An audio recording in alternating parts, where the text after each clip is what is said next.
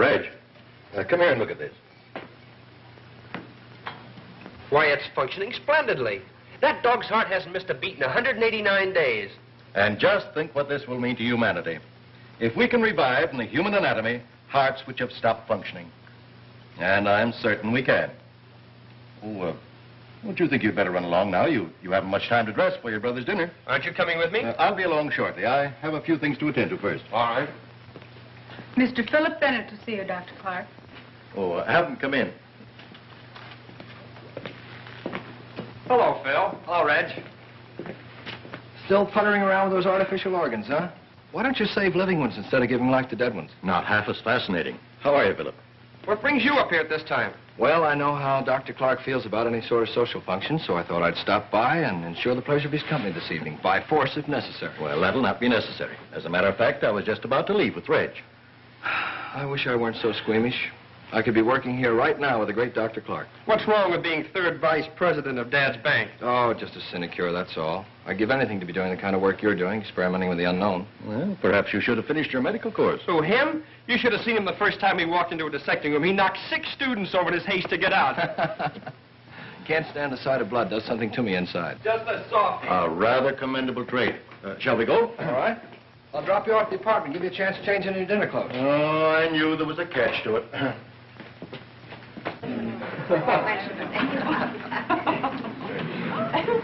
Ladies and gentlemen, may I have your attention for just a moment, please? It gives me extreme pleasure to announce the engagement of Miss Louise Hammond to my son, Philip. Congratulations,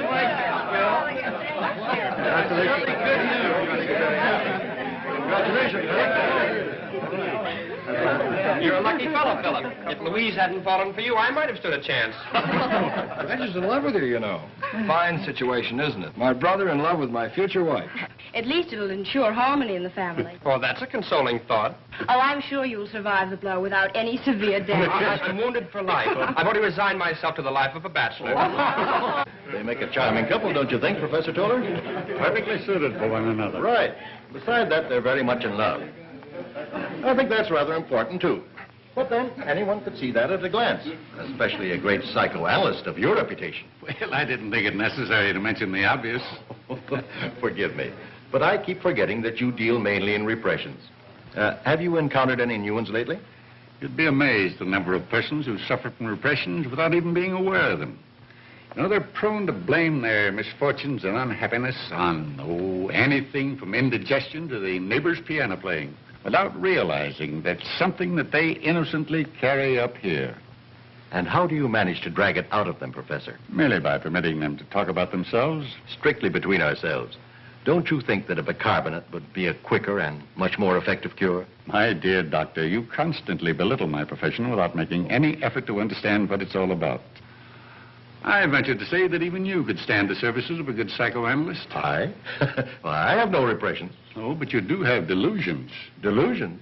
Yes. Aren't you, even at the present time, conducting experiments that you hope will someday be perfect enough to enable you to revive the dead heart of a human being, thereby reviving life? It's perfect enough for that right now. I've already brought dogs, rabbits, and cats back to life. They're running around my laboratory now just as spry as they ever were. Proves my point. Since when has man had the right to bring back life after it has been taken away by the Creator? You must realize that there's something more than mere physical being involved in this. My dear doctor, you do suffer from delusions. But beware, I warn you, work to ease the pain of the living, not to bring back the dead. You forget, Professor, that I am a doctor, and as such I'm concerned purely with the physical. Oh, now, come, you two. This is a party, not a debate. Well, forgive me. I had no idea we had an audience. Will you play something for us, Louise? Yes, do, Louise.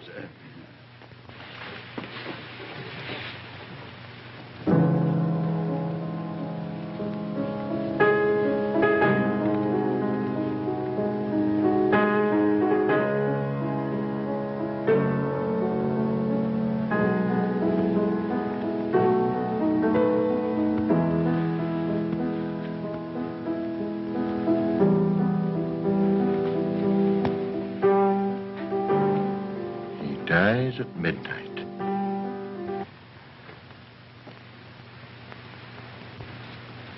Who dies, Doctor? Huh? Oh, I'm sorry. I'm very sorry. I didn't mean to say anything. I was thinking about a chap by the name of Panino, Wolf Panino. He's going to be electrocuted at midnight. How dreadful. Panino. I've read a great deal about him. His criminal activities.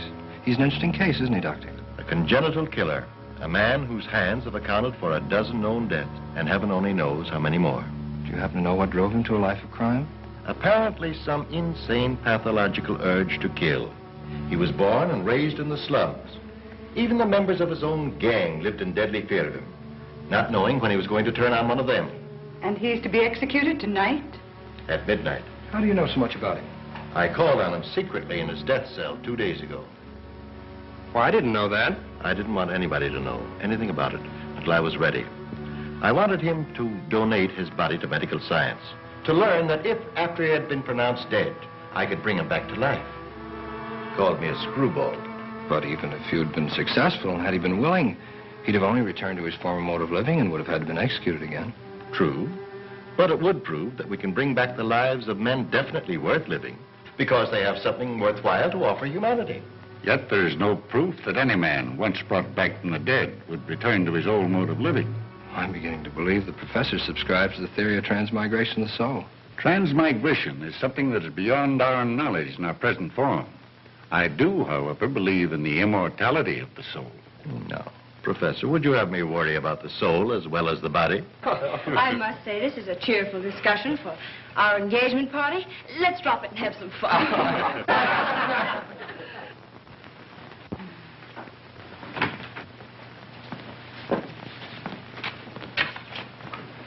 Hello, Zero.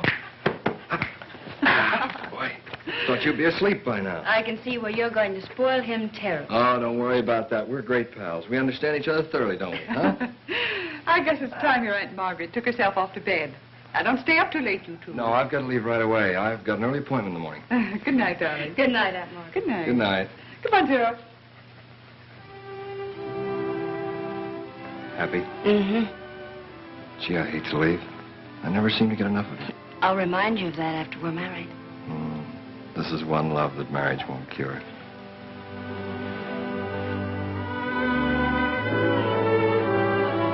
Good night, dear. Good night, darling. Good night. Good night.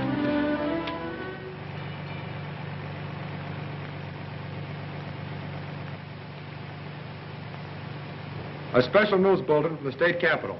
Governor Mason has refused the plea of Wolf Panino's attorneys for a last-minute reprieve, and the killer will be executed at midnight tonight. Well, it seems we're always the last ones to leave. Yes, I'm afraid we've outworn our welcome. Nonsense. You two are my dearest friends. You know, you're welcome here anytime. I don't know of anything more interesting than your constant discussions. Well, when you reach our age, you'll discover that life holds many insoluble problems, and that our discussions about them are merely a feeble means of searching for some solution. That's right.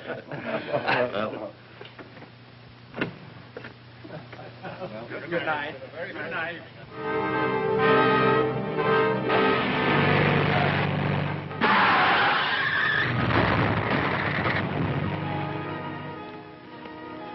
Why, it's Philip's car.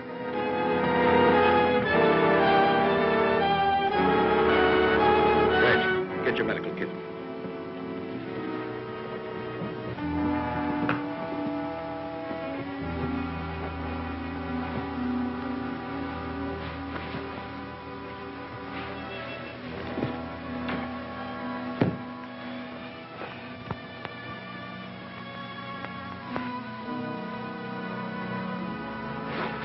Here, Doctor.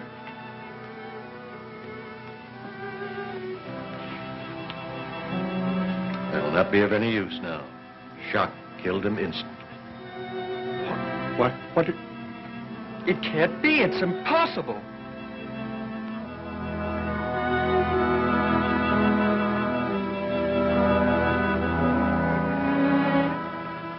Doctor, you said you could bring back life to dead hearts, make them beat again. I said I succeeded in doing so with animals. You said you could do it with human beings. I heard you. Tonight, you were certain you could revive Panino, a killer. Well, if you can revive a killer, why not Philip? A boy who has everything to live for. You said your ultimate desire was to restore the lives of those who are worthwhile. Well, here's someone worthwhile. Restore him. I can make the heart function again, only if none of the other vital organs have been injured. You said he died of shock. Yes, yes. But I'd have to be certain, very certain. Oh, for heaven's sake, Dr. Clark, we can make certain of that in a few minutes. You know we can. Every moment counts. Yes. You've always wanted that opportunity. Well, here it is. Oh, no, let the dead stay dead. He is my son. I want him to live. Well, Doctor? Very well. I'll try. I'll get my car and bring it around to the house. Yes, hurry, hurry. Manino refused me. And now...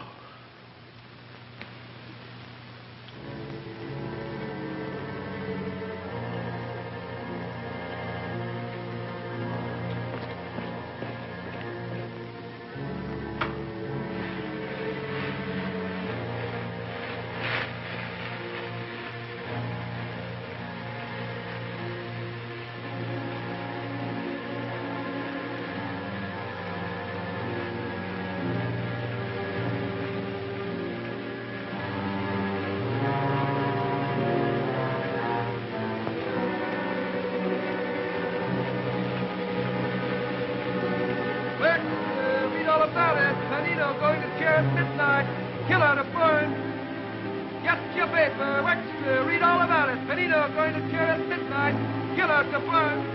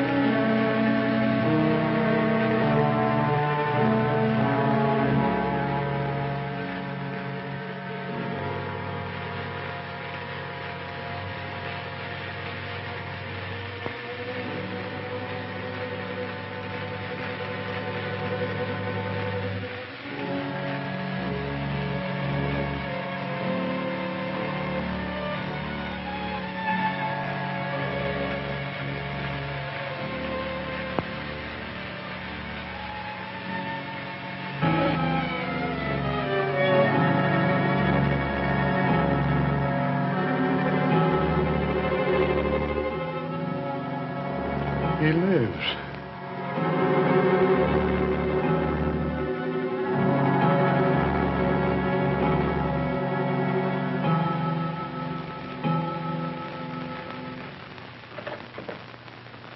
How do you do, Professor Toller? Is Mr. Bennett in? He's in the drawing room, sir. Oh, all right.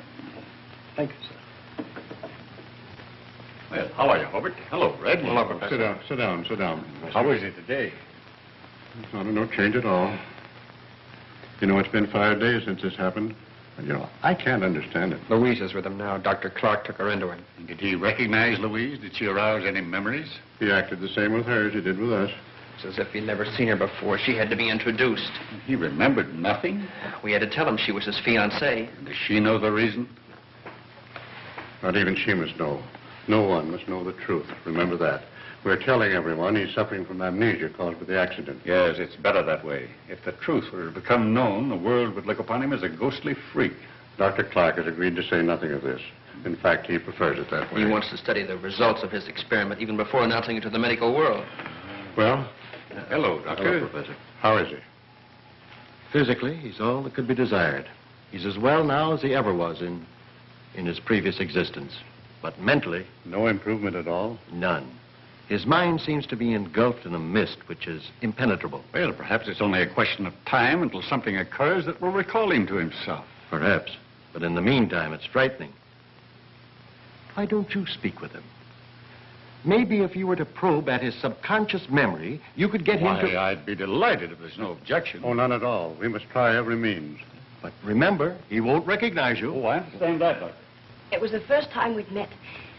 You asked for an introduction. We danced together all evening. You insisted on walking home with me, and we walked all the way in the snow. You said you didn't mind the snow or the cold or anything as long as I was beside you. Do you remember? Don't you remember? Don't you?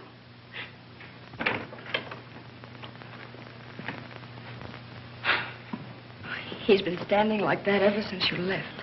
I want Professor Toller to talk to him alone. I understand.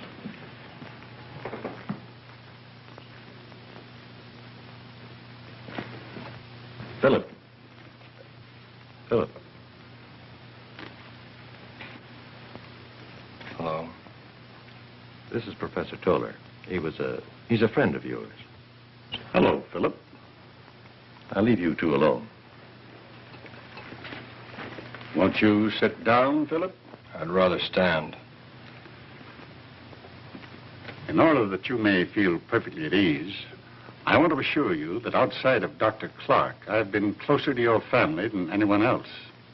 I've watched you grow from a boy of 10. Now, suppose you tell me what you've been thinking of since your accident. I don't know. It's all confused. Well, try and go back a bit. Maybe we can strike a responsive chord. Something that will penetrate all this confusion. Do you remember anything of the time you spent at Croton Prep School? Never heard of the place. Do you recall anything of your years at the university? No, not a thing. Why are you looking out there? What are you looking at? What is it that attracts you? What do you think of when you look out there? What comes to your mind first? Questions, that's all I get. Do you remember this? Do you remember that? Well, I don't remember anything, and I don't care. Do you understand? Now get out of here and leave me alone. Go on, get out. I never heard him shout like that before. Why, he would always fond of Professor Toller. Why should he order him out? Can't understand it. Can't. The other's impossible. I must put it out of my mind. What's impossible, Professor? What? Nothing. I was just thinking out loud. Do you think he'll recover soon?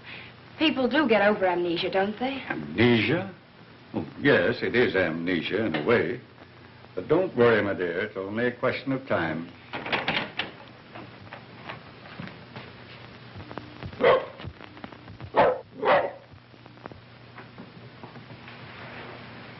I'm going out for a walk.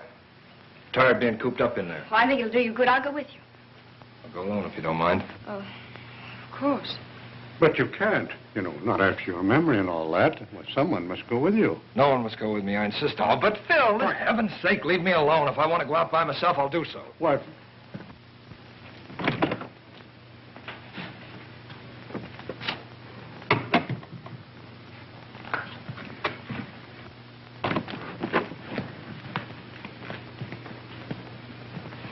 Just as I thought. The same direction that he was looking out of the window. He's hailing a cab.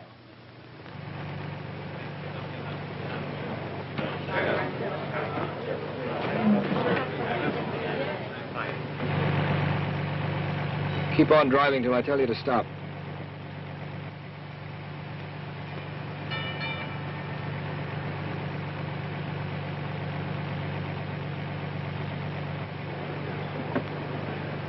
Pull up over here, driver.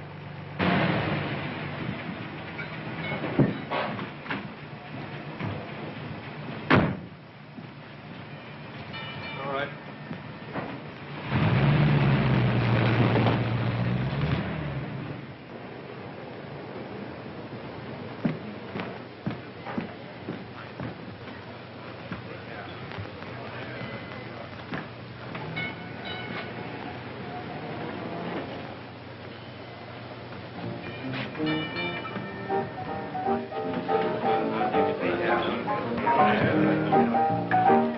Hey, since when you been getting the carriage straight? I never saw him before.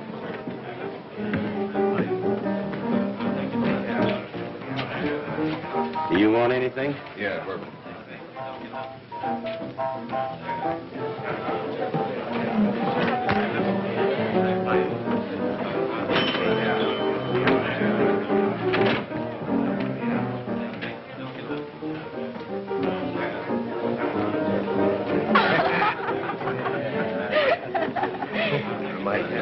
John, the sister without the carrier.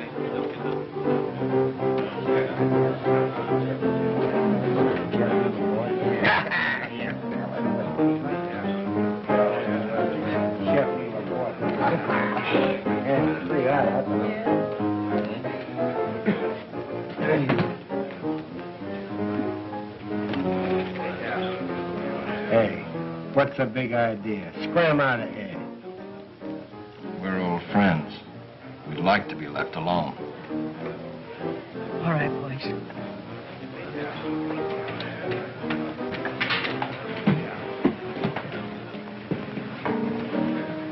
Why'd you stare at me like that? I don't know. Felt I had to talk to you. Well, I guess I ought to feel complimented, especially coming from a man of your sort. My sort? Anybody could tell by just looking at you and hearing you talk that you don't belong in a dump like this. What did you come here for? Maybe I came here to meet you. You sure know how to hand it out, don't you? What's your name, anyway? My name's Philip Brown. You could have said Jones. Yes, I could have, but I happened to think of Brown first. Live around here? Yeah, just around the corner. My name's Helen Langle, and it's no phony. Not married, are you? Are you taking the census around here? No, just curious. Well, I met a lot of funny ducks in my day, but you sure take the cake. Maybe you might be interested to know that I was sort of engaged until a few days ago. Yeah, to Wolf Panino. What happened? Did he walk out on you? Say, don't you read the papers? He was burned. Sent to the chair. They called him a killer. What a very nice guy to have as a husband. Oh, I don't know. Treated me nice enough. Of course, sometimes I think he talked about getting married just to make me feel good. You know, respectable. Kind of fond of him, huh? Yeah, I was. But, well, here I am back in circulation again. Must get kind of lonely at times. I'd like to see you often. Kind of sudden, ain't it? No, I don't think so. You know, I feel as though I've known you for a long time. As if we were friends. Old friends. Strange, isn't it? Yeah. That's funny. I feel the same way about you. Come back. Hi, Bill. Hi, Gippy. Well, Helen. Hello, Gimpy.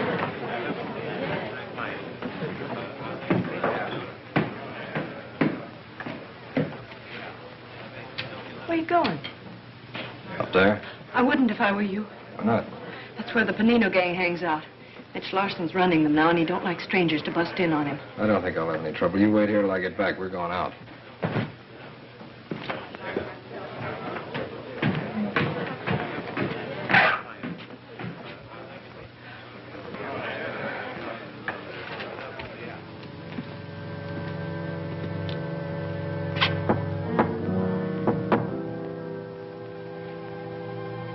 Who can that be? Maybe a cop. Sporady would have tipped us off. Besides, that's the signal. Open it.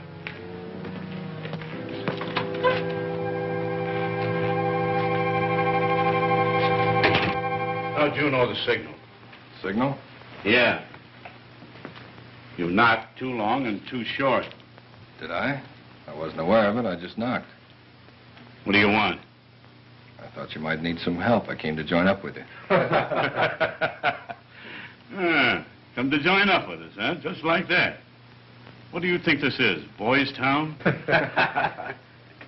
How do we know you're not a dick? You don't, yet. What are you trying to pull off here? Go on. Get out. Beat it. Don't. Don't. Don't.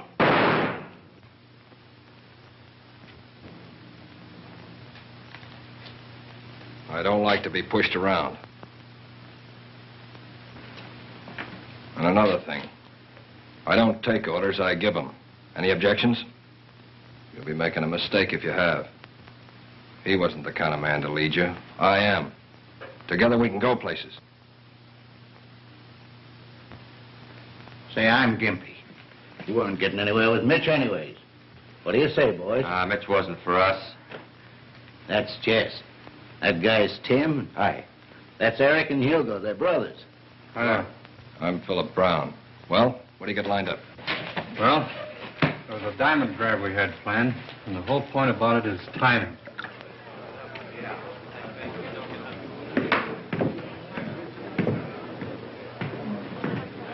Well, what do you know about that?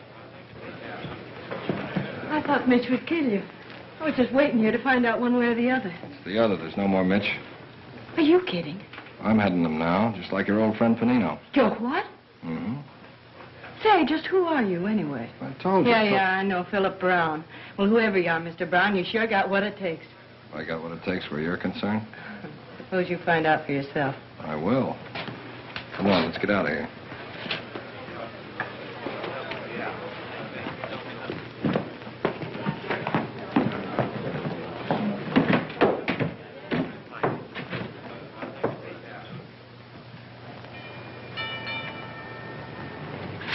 What did you stop for? Strange. I feel as if I'd been here before. Well, that is funny. I live in this house. Let's go in. Well, say, we going out first? Well, there's plenty of time for that right now. I'd like to see your place. Mind? You don't waste any time, do you? Well, all right. But don't forget, I'd like to go out.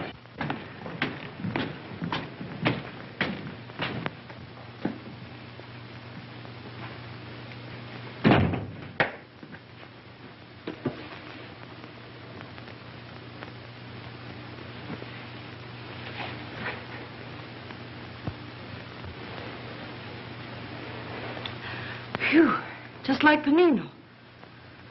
Say, if I didn't know better, I'd swear it was him. Well?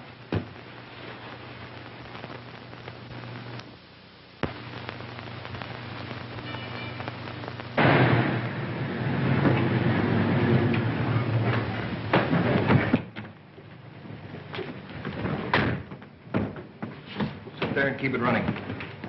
Sure it's up there? Yeah, he's been cutting that stone 3 months. Big enough to knock your eyes out. Well, we'll save him the job of finishing. Take that and anything else that's around, but don't stay too long. Once we get into the back and get that elevator switch working, it's a cinch. All right, I'll keep the building clear. If you hear the horn, duck.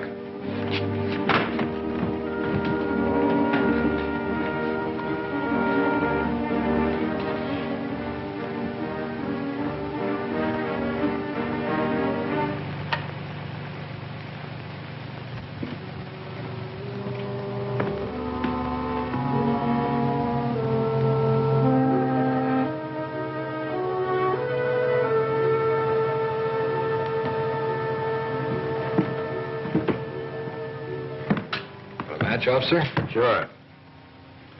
You must have been working late tonight. Yeah, just on our way home.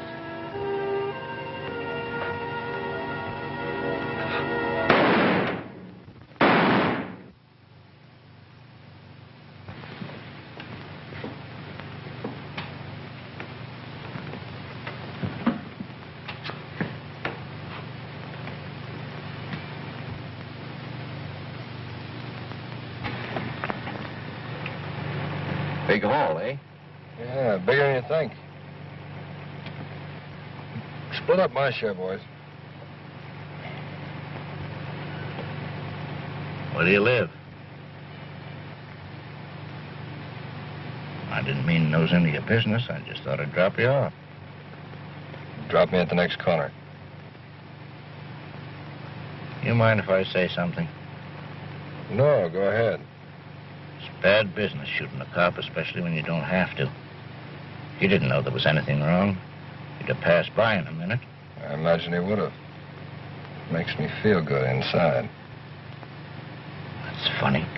Panino used to say the same thing. What's that? Oh, nothing.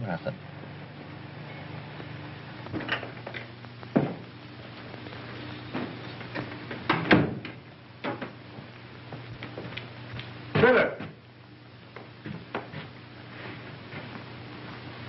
We've been waiting for you. Where have you been? Does it matter?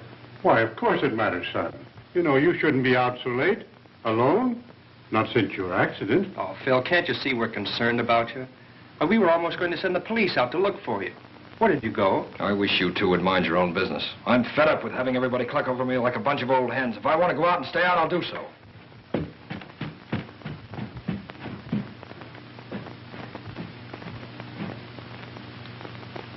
A crime wave which has aroused the entire city. During the past 2 months, 10 men have been killed indiscriminately. Officers, watchmen, spectators. The cold-blooded callousness with which these crimes were committed have caused both police and newspapers to compare the mysterious leader with the deceased Panino. Early this morning, 2 former members of the Panino mob, Jess Fowler and Tim Martin, were questioned by police and stated that the Panino mob had dispersed after Panino's electrocution. A special squad under Lieutenant Detective Bradley has been assigned to apprehend the criminals and... It's 2 months now. 2 months. And his conduct becomes more and more extraordinary. Sometimes I can scarcely believe he's my son. Is he still so brusque? That's putting it mildly, Doctor. I hate to admit this about Philip, but he's often downright offensive. He seems to have no consideration for any of us. I wonder what he does when he leaves the house. I wish I knew. Sometimes he's gone for days at a stretch, and when he returns, he refuses to tell us where he's been. He insists it's none of our business. But it is. It is. We may find in these mysterious disappearances some explanation for his unusual conduct. We must find out where he goes and what he does. Doctor, is there any earthly reason why Philip shouldn't recollect something of his past? I'm frank to admit that I'm completely mystified by it. Surely Professor Toller must have some idea of the cause of Philip's strange behavior. I've asked him repeatedly. Yes?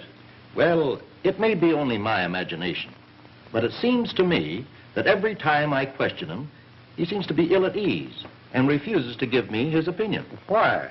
Well, I've no idea. As I've said, it may be only my imagination. However, he was most anxious to hear all about Philip and made me promise to keep him informed about his conduct in the future. Hello there. Hello, hello. Hello. How was the shopping tour? Wonderful. Terrible. Take my advice, Dr. Clark. Never go shopping with a woman. They ask your advice about one thing and then turn right around and buy something else. Where's Philip? In the library. Is there any change? No, dear. I'll go in and talk to him. I've been meaning to ask you this. It's about the plans for our marriage. You see, Philip doesn't remember anything about it, and Oh, but of course, if you think it would be best to be married as we had planned, why, Louise, tell me, do you still love him? Well, I think I do, only he's so different. He doesn't seem to be the same Philip I knew. Then I think we should wait until he's fully recovered. Yes, that would be advisable.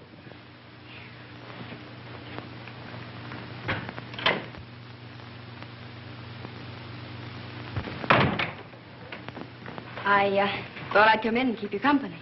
Nice of you. I wondered where you...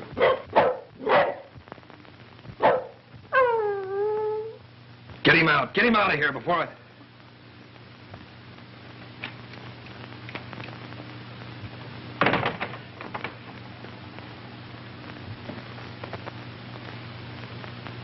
I'm sorry, but that dog, it bothers me. I didn't mean to explode. It rather startled me, too. Please, sit down.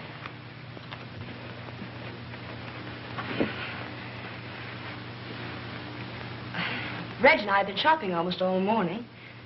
You've seen quite a bit of my brother, haven't you? Why, yes. He's such fun.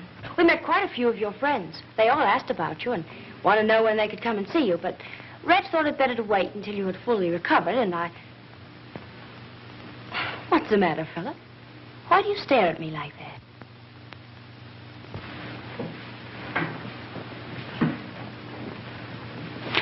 Philip, please. What's the matter? Well, You said we were engaged, that you were in love with me. yes, but... Well, are you afraid of me? Oh, don't, Philip. Philip, please. Philip, let me go, please. Well, what is it? What happened? Nothing yet. Maybe that'll teach you to mind your own business. Philip, how could you? Oh, Reg. I tell you, that guy gives me the creeps. I'd give my right arm to know who he is. If you ever found out, it'd cost you more than that. He must have plenty of cash. Number one's takes his cut. You'd never figure a guy like that would have a hunk of ice where his heart ought to be. It's a funny thing, but every time he walks in that door, I think of Panino. That's why he gives me the creeps. He uses his rod like Panino did. Doesn't care how often it goes off or in what direction. Oh, well, what's the difference who he reminds us of? You got something there. A couple of more months like this, and I'm going to buy a farm somewhere and retire. Hey, what's keeping you, though? He'll be up in a minute. He's downstairs with Helen. I don't know any more about him than you do. He just won't spill. You know, you'd think being as close to him as you are, you'd at least know who he was. He ain't the talking kind. Except when he makes love, and then he sticks to the subject. He's sure strong for you. I don't know. Sometimes I think so. Sometimes You see, I don't give a rap about who he is. That's his business. The thing that burns me up is that he never takes me anyplace. I think he was afraid to be seen with me. Here he is now. Been waiting long? Oh, I don't mind. What else have I got to do? Boys upstairs? Yeah, I'll go up with you. No, you stay here and keep Helen company. I'll be down in a minute. Sure. Look at the tourists coming in to see how the other half lives. They call this living. Be back in a minute. Looking for someone? Yes. My son, Philip Bennett. He just came in here. Who? Philip Bennett. He's very well dressed, a double-breasted blue suit and a dark hat. He came in just a couple of minutes ago. I think you must be mistaken. Nobody like that came in here. We're positive. We saw him enter. I said nobody like that came in here. You made a mistake. Your eyes must be playing you tricks. Now beat it. What? Never mind.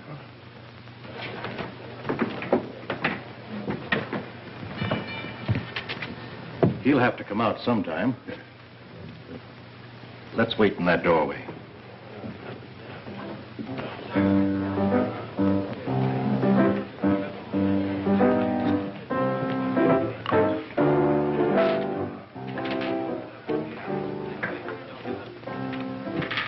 The mystery's over. Huh? Did you recognize that tall gent? Well, he ain't exactly in my social circle. His picture's in the paper plenty. Hobart Bennett, President, City Security Bank. Big Chief Blue Blood. What's he doing here? Looking for his son. The son here? Yeah. You don't mean... Yeah. Wow. Are you going to tell him his father was here? Me? You think I'm crazy? I ain't sticking my neck out.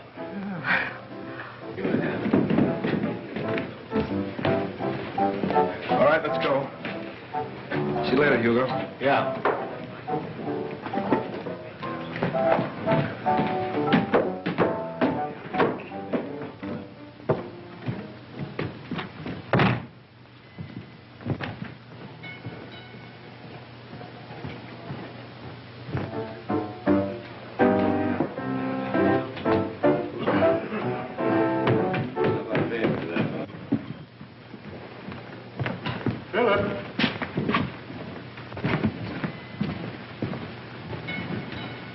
You go on ahead. I'll catch up with you later.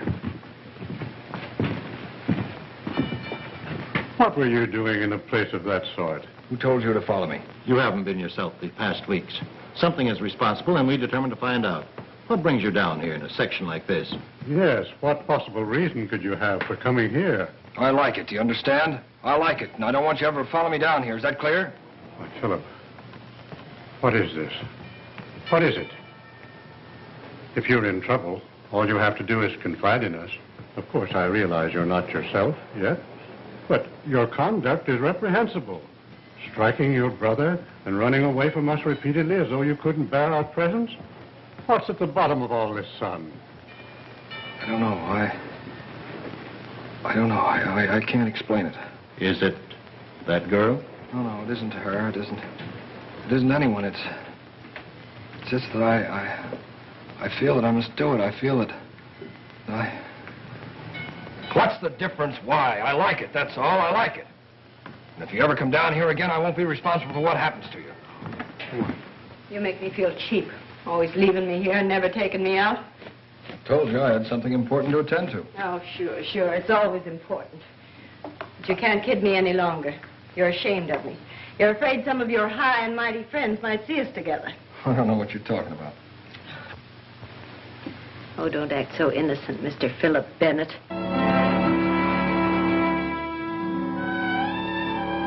What name did you say? Philip Bennett, that's who you are. And one of those two men was your father. You needn't try to kid me any longer. Gosh, just imagine, Mr. Philip Bennett, leader of the Panino mob, and my boyfriend. Huh, that's a laugh. You're mistaken. Oh, no, I ain't. Hugo told me. Your old man came in to spray and he's looking for you. Hugo recognized him. Seen his picture in the paper dozens of times. Why didn't Hugo tell me? Well, he figured that if you wanted to keep it a secret, he'd string along with you. see. Of course, I wouldn't tell anybody. You know you can trust me, don't you, Phil? Sure, of course. And just to prove that I'm not ashamed of you, I'm going to take you out. We'll do the town from top to bottom. Oh, baby, won't that be something? I always knew you were a honey. Love me? Uh-huh. You're for me, all right. How about a kiss? With pleasure, Mr. Bennett.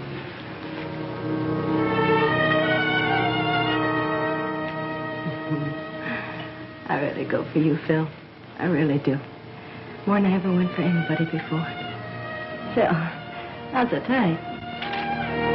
Your hands. You're choking me. I know.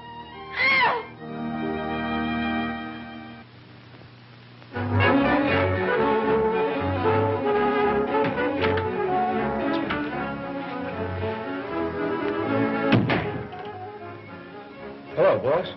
Where's Eric? Oh, down the street getting some sandwiches. Why don't you stick around and have a bite with us?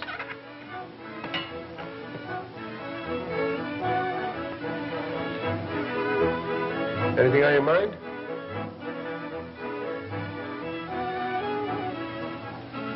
Yes. Why didn't you tell me my father was asking for me? Now, wait a minute, boss. I didn't tell anybody. You told Helen. Yeah, but she was with me when he came in. I didn't tell nobody else. I swear by all that's holy I didn't. On my mother's grave, I swear it. Nobody will know, not even Eric. Don't, boss. Don't!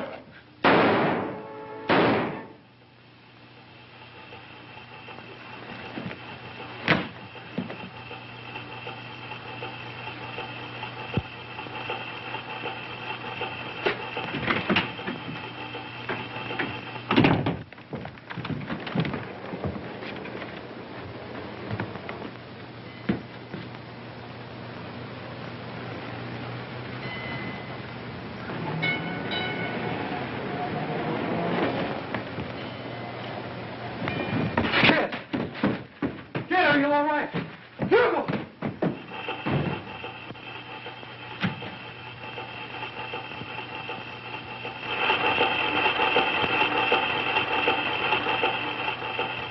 He seemed to be trying to explain it to us. It lasted for only a moment, and then he shouted at us to leave him alone. And even threatened us if we attempted to follow him again. Surely, Professor, by this time you must have some opinion regarding the cause of such a complete transformation. Yes, I have formed an opinion. A hypothetical one, purely. Yet one so fantastic, so inconceivable, I hesitate to tell it to you. You must. This is no time to spare our feelings. If there's some strange influence behind all this, I think we should know about it. Very well, then. Ever since I first met Philip after his new life, I've been poring over these. And what has this to do with Philip? They all dwell at great length on one subject in common, namely transmigration of the soul.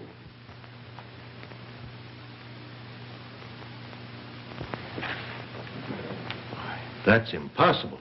Doctor, do you remember the night of Philip's death that I told you, whereas it might be possible for you to revive the body, you would also have the soul to contend with, and you scoffed at me? I still don't believe it.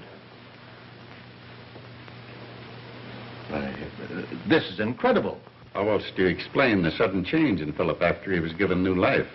How do we know there is such a thing as a soul? My dear doctor, the existence of the soul is something upon which all religions, all philosophies thoroughly concur. They may not agree regarding transmigration or the manner of its immortality, but as to its actual existence, they leave no reflection for doubt. Oh, I can't believe it. If such a thing as transmigration of soul exists, then we three possess the souls of other persons who lived before us. We do not possess the souls, but the souls possess us. That is, if we proceed along the theory of transmigration. But Philip was 27 years old. Surely he'd remember something about his past. You forget, Doctor, that while you revived the body, the soul escaped. And it is the soul that is the memory, not the body. What manner of soul possesses him now? Whose soul has he? That is something that it will probably never be in our power to determine.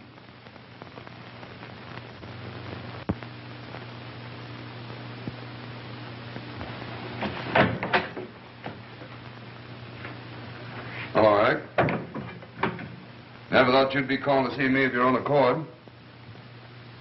Too bad about your brother. Yeah. Nice funeral you gave him. Anybody be proud of that? Yeah. Well, come on, spill it. What's on your mind?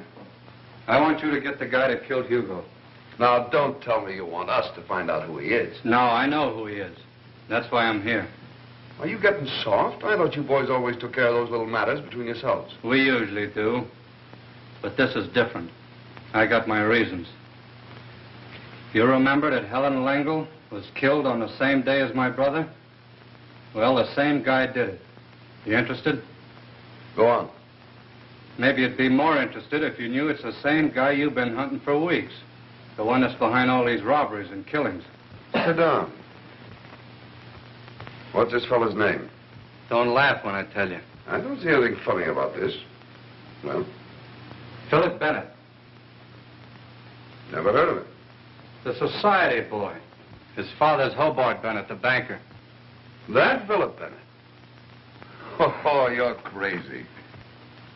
I told you not to laugh. Look, if this is a game, I don't get it, and believe me, I don't appreciate it either. Do you see a grin on my puss? I'm giving it to you straight. He's heading a Panino mob. Tell me what you know. He walked in on us a week after Panino got burned. Knocked off Mitch Larson and took over. Told us his name was Philip Brown. What'd he knock Mitch off for? He don't need no reason to knock anybody off. Real bad, huh? You ought to know. He gives us all the willies. Works just like Panino did. What makes you so sure he's Philip Bennett? Hugo recognized his old man when he came around Sporades looking for him. Hugo told Helen. That's how come they both got at the same time. You still got your good health? He didn't know that Hugo told me, too. Or else I wouldn't be sitting here. How come you didn't take care of him yourself? Too easy. This way his whole family pays. I'd feel a lot better. Why should a young society boy like Philip Bennett be mixed up with your sort? That's the one thing I can't figure out. Maybe it's thrills, I don't know. Some of those guys will screw you in a bat. Yeah, it don't make sense. Maybe he's too big for you to touch, huh? You know better than that. But what evidence have I got other than your word, which is nothing but the word of a gangster? I thought of that. That's why I waited till now. I just left him. Yeah? We're pulling a job tonight. And if you caught him actually at the works, you wouldn't need anything else, would you? No, that's all I'd need. And you'd take care of me. You know what I mean? Well, I'll do what I can. Miller's Warehouse, 8th Street, 11 o'clock.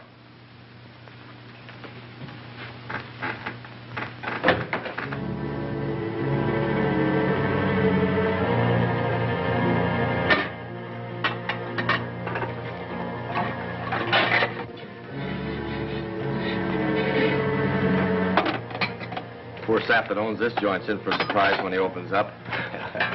Hugo would have got a kick out of this job. Yeah, he sure would have. Come on, cut out the gab and start getting this stuff down to the car.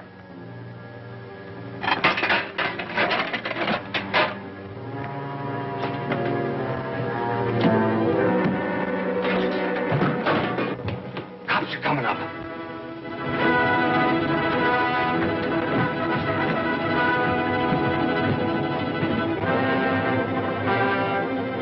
Come on out of there. You haven't got a chance. Pull that lock off.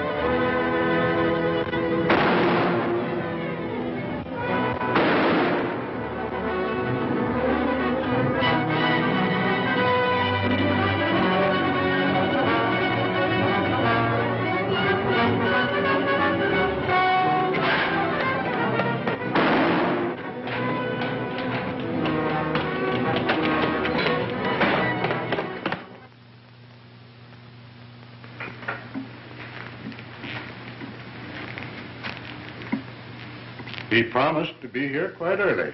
Perhaps he forgot. Perhaps. But I reminded him again this morning. Oh, I'm sure he'll be here. Well, here he is now. Happy birthday, Philip. Huh? Oh, thanks. We've all been waiting for you. I'm sorry I'm so late. Well, I'm glad you remembered, son. I was beginning to fear we might have to celebrate your birthday without you. I got here as fast as I could. Yeah, you're all out of breath. Congratulations, Philip. Yes. Mine also. Thanks.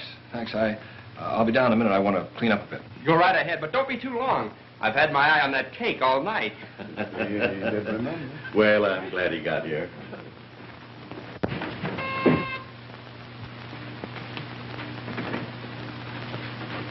I'm Lieutenant Detective Bradley. I'd like to talk to Mr. Bennett, Hobart Bennett.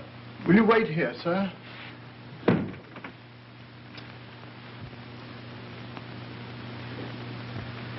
I beg your pardon, sir, but there's a Lieutenant Bradley of the police to see you. To see me? Yes, sir. Well, have him come in. Very good, sir. Will you go in, sir? Thank you. You want to see me? Yes, I hate to intrude like this. We trailed an escaped thief to this section. We're covering every house. Well, he couldn't be here unless he broke into the servants' quarters. Yeah, I'll take a look down there. You haven't happened to see anybody come in here during the past 15 minutes, have you? Why? No one. We've been sitting here all evening.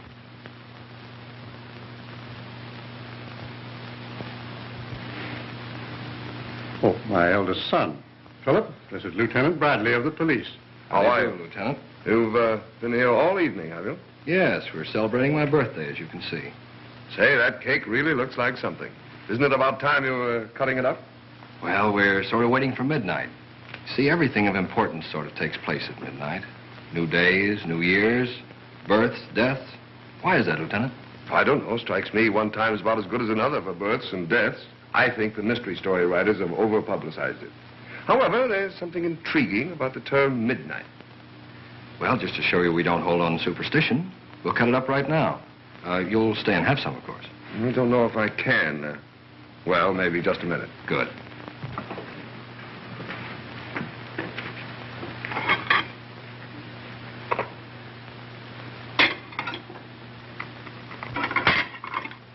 There we are, Lieutenant. Ah, thanks. Louise, will you do the honors for us, please? Of course. Won't you sit down? Thank you. Where was this robbery? A warehouse on 8th Street. We got them all except the ringleader. Do you know who he is? Mm-hmm.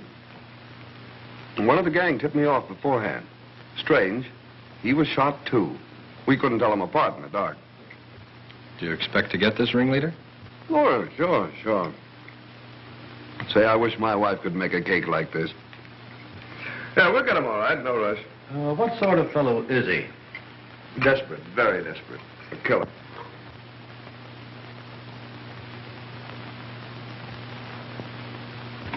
I've got to watch my diet. I can't eat this. Yes, this fellow's a real killer, all right. The funny thing about it is, he works just like Wolf Panino. And he's running the Panino mob.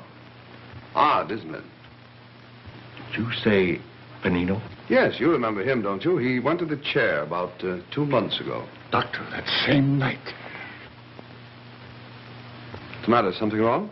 Oh, no, just that we'd read about Panino in the papers. He had nothing on this new fellow.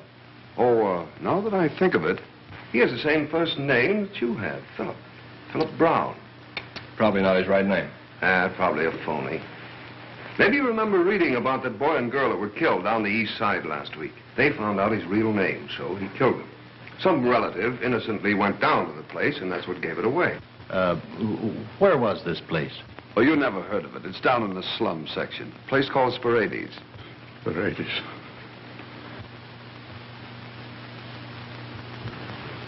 Oh, I'm sorry. Maybe you can't stomach this sort of talk. You folks seldom see this kind of thing. Although once in a while you find a person with plenty of money, plenty of family background, and for some insane reason he decides to become a criminal. I never could understand it myself. Well, there are often extenuating circumstances. Maybe, but I let the alienists worry about that. My job is to catch them. And do you always catch them, Lieutenant? Well, I've got a pretty good average, I guess. Cigarette? Oh, thanks.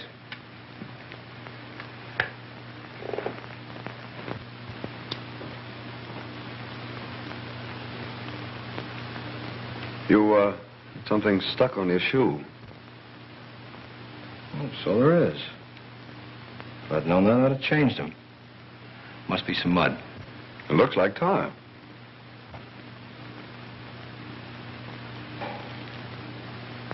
Yes, it is. Guess I got it on the pavement. Or on the roof. Roofs are covered with tar. I used to play on them every day when I was a kid, cops and robbers, and I always played the robber. Now I make a living playing a cop. Shows you can't ever tell how a kid will wind up. Well, I better be going. Strange you didn't see anybody come in here. Oh, we picked up the cab driver who drove the fellow we're looking for away from the robbery. He says he let him off down the street and saw him run in here. Mind if I bring him in to take a look around? Oh, he couldn't be here. Well, then there won't be any harm done, will there? It's just one of those routine things. Won't take a minute. I'll bring him in. Just a moment, Lieutenant.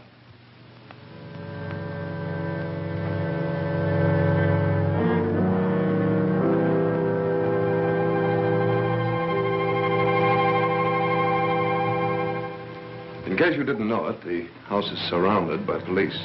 I assumed that much. That's why I want you to help me. Help you? Yes. Go to the door and order them away. You and I will wait here for a while, and then we'll leave together, in case they don't obey. That would work all right, except, what if I refuse to order them away? You forget you told me the fellow you're looking for is desperate. Very desperate. Philip, you can't. You must... Oh, Philip, stop! Quiet. I haven't much patience, Lieutenant. Well, I haven't any alternative, have I?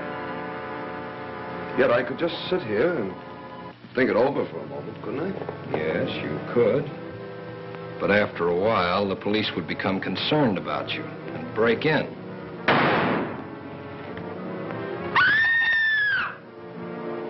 We're all going out of here together. Go ahead and walk ahead of me. You don't know what you're doing. You can't do this. You can't. I'll go with you alone, but not them, not Dad. We're going out of here together.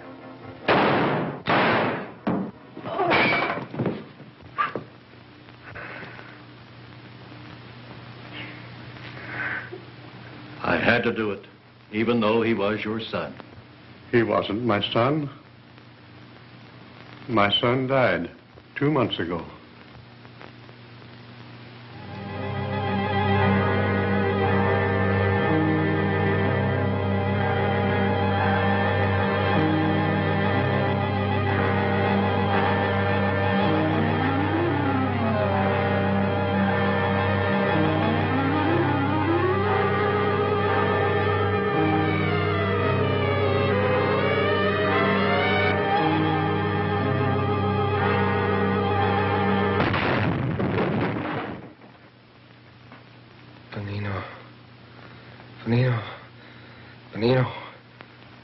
Benino. He's coming around. It's the first sign of life he's shown since the automobile accident. Concussion of the brain is a serious matter, Louise. For a while, I thought he'd never pull through. Benino.